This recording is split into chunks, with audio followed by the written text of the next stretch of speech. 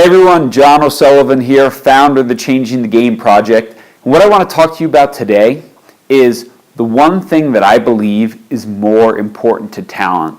Hi everyone, John O'Sullivan here, founder of the Changing the Game Project. And what I want to talk to you about today is the one thing that I believe is more important than talent when it comes to elite performance. Now, I've been coaching elite soccer players for about 2 decades now, and parents ask me all the time, do you think my kid has what it takes to make it to the next level? And what they're asking me is, do I think their son or their daughter has the talent to play at the next level? And what I tell them is, I don't know. Is your son, is your daughter, are they willing to suffer? Because I think the single greatest determinant whether a player will make it is how much they're willing to suffer, how often they're willing to put themselves in uncomfortable positions, to train harder, to train longer, to train more than their competitors do.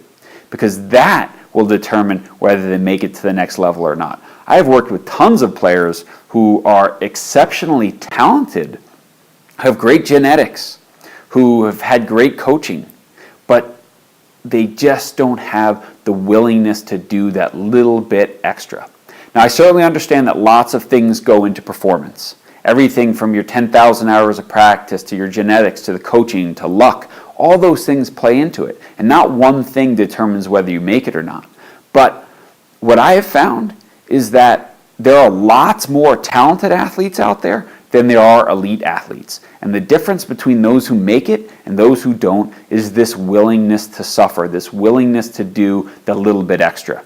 Now, what I found is a lot of these kids have been coddled either by a parent or coddled by coaches who have let them get away with less than their best effort, with not training as hard because they're the best player, because they're the youth team star. Or their parents swoop in every time a tough coach or a tough teacher just makes life difficult for them.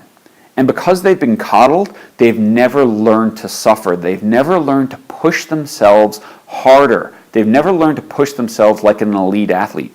LeBron James, Steve Nash, Lionel Messi, Cristiano Ronaldo, these players aren't the best because they have the most talent.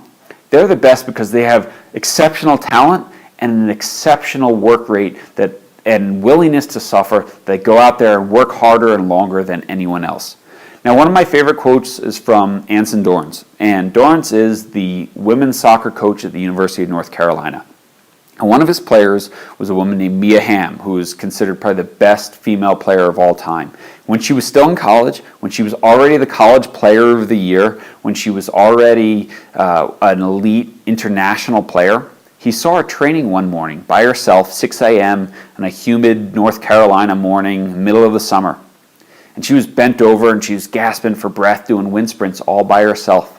And what Dorrance wrote to her was this great note. He said, the true vision of a champion is someone who's bent over, gasping for breath when no one else is watching. So I ask you this, whether you're a parent, whether you're a coach, whether you're a leader, are you instilling this willingness to suffer in the people that you are leading? Because if you are, you're setting them up for great things in life, because someone who's willing to suffer, someone who's willing to put themselves in uncomfortable spots in order to achieve great things has a far greater chance of fully utilizing their talent and fully developing their potential. And if you're a person who is coddling people, if you're a person who's holding people back and preventing them from failure and preventing them from being in difficult situations, you're really not doing them a favor at all. So I hope you'll think about that. I hope you'll leave some questions or comments below. And thanks very much for listening today. Again, my name is John O'Sullivan from the Changing the Game Project.